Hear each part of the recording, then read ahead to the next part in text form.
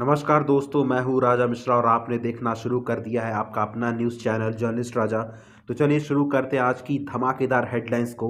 उससे पहले आप चैनल को सब्सक्राइब करके बेल आइकन को प्रेस कर दीजिए।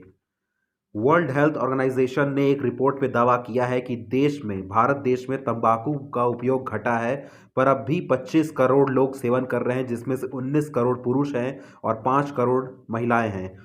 फिर भी तंबाकू का ग्राफ घटा है। आपको बता दूं कि साल 2002 की रिपोर्ट में सामने आया था कि हर 5 में से 3 व्यक्ति इसके आदी थे। वहीं साल 2022 रिपोर्ट में डब्ल्यूएचओ ने सार्वजनिक किया कि हर 5 में से 1 व्यक्ति ही इसका आदी है।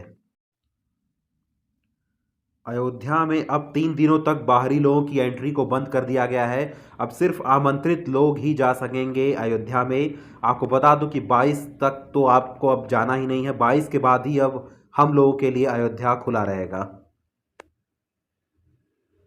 रिपब्लिक डे 26 जनवरी 2024 में इस साल फ्रांस के राष्ट्रपति इमैनुअल फैंक्रो बतौर अतिथि हमारे देश में रहेंगे। वहीं फ्रांसीसी सेना भी हिस्सा लेने वाली है इस साल भारत में। उनका लड़ाकू विमान भी हिस्सा लेने वाला है।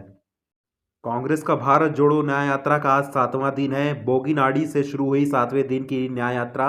राहुल गांधी ने पैदल चलकर लोगों से की मुलाकात। आपको बता दूं कि 14 जनवरी से इसकी शुरुआत हुई थी असम से, जो कि 20 मार्च को मुंबई में जाकर खत्म होने वाली है।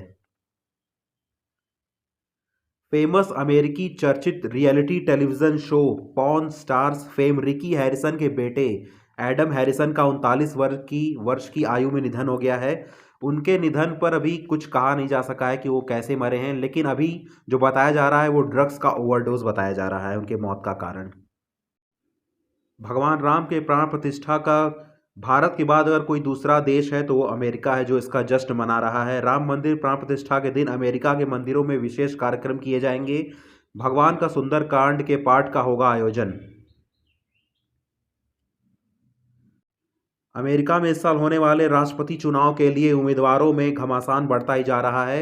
अभी 1-2 दिन पहले पूर्व राष्ट्रपति डोनाल्ड ट्रंप ने निक्की हैली पर उनकी पैदाइश और कलर पर सवाल उठाते हुए कहा था कि वह भारतीय हैं, वह अमेरिकी नहीं है, वह चुनाव नहीं लड़ सकती। इस पर निक्की हैली ने एक्स पर प्रतिक्रिया देते हुए कहा कि डोनाल्ड ट्रंप जब डर जाते हैं तो ऐसे ही बातें करते हैं, उन्हें लग रहा है कि वो चुनाव हारने वाले हैं, इस वजह से वो ऐसा बोल रहे हैं। जापान 5वां देश बन गया है जिसने इतिहास रचते हुए चांद पर अपना अंतरिक्ष यान उतारा है। इससे पहले चाइना, अमेरिका, रशिया और इंडिया ने ऐसा करके दिखा दिया है पहले से। इजराइल हमास वॉर पर अमेरिकी राष्ट्रपति जो बाइडेन और बेंजामिन नेतन्याहू के बीच फोन पर चर्चा हुई है। 2 राष्ट्र समाधान पर हुई खुलकर बातचीत। अमेरिका ने उनसे युद्ध रोकने के लिए अपील किया है। अमेरिकी हौथी क्लैश। अमेरिका ने यमन में हूती विद्रोहियों के ठिकाने पर एक बार फिर से हमला किया है। यह हमला शुक्रवार की शाम 7 बजे के आसपास किया गया है। इसमें 3 एंटी शिप मिसाइलें तबाह किए गए हैं, ऐसा खुलासा किया गया है अमेरिका की तरफ से।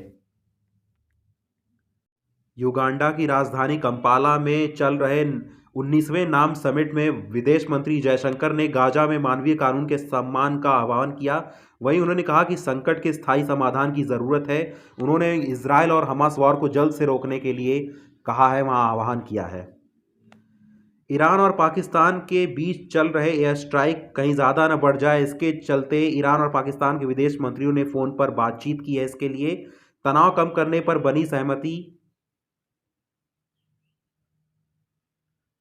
रिलायंस जियो ट्रू 5G से अब तक 9 करोड़ से अधिक ग्राहक जुड़ चुके हैं। नेटवर्क पर डाटा खपत बढ़कर 38 अरब जीबी जा पहुंचा है। वहीं चालू वित्त वर्ष में रिलायंस को इससे 17,000 करोड़ से रुपयों से ज़्यादा का फायदा हो चुका है। दिग्गज विमान बनाने वाली कंपनी बोइंग ने कहा है कि भारत को 2042 तक 2,500 नए विमानों की ज़रूरत पड़ेगी। भारत को चौगुना करना होगा अपने बेड़े का आकार। बोइंग ने ऐसा कहा है भारत को करने क्योंकि आने वाले समय में भारत एक उभरती हुई अर्थव्यवस्था बनने जा रहा है।